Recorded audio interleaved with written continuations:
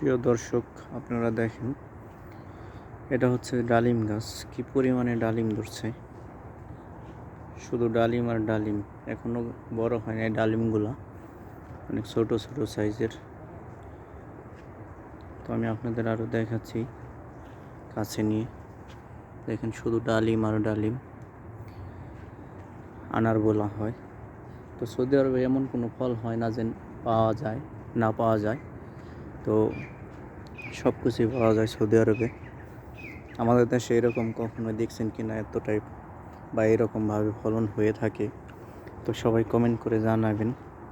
আমি আপনাদের আরও দেখাচ্ছি। দেখেন, পড়ে আছে গাছের নিচে অনেক আনার পড়ে আছে ডালিম। তো ফলগুলো অনেক বড় হবে, এখনো বড় হয় নাই, সাইজগুলো ছোট।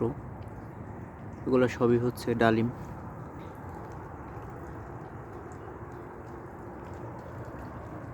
তো শুধু পানি দেওয়া হয় আর একটু পরিচর্যা করলে হয়। যে দেখেন, খেজুর গাছের ভিতরে পানি দিচ্ছে, পানি আসছে। এভাবে প্রত্যেকটা গাছের ভিতরে লাইন করা আছে পানির। তো পানি না দিলে আপনার খেজুরগুলা গাছগুলা মরে যাবে। যে কোনো গাছই লাগান আপনি সৌদি আরবে, পানির গাছে যদি রস না পায় মাটি থেকে, তাহলে সেই গাছগুলা টিকবে না, মরে যাবে। এখানেও খেজুরের গাছ, শুধু খেজুর আর খেজুর। তো মাশাআল্লাহ, সবই আল্লাহর দান, আল্লাহর ইচ্ছা। আমি আপনাদের দেখাচ্ছি যে গাছটার নিচে অনেক পরিমাণে খেজুর পড়ে আছে, শুধু খেজুর।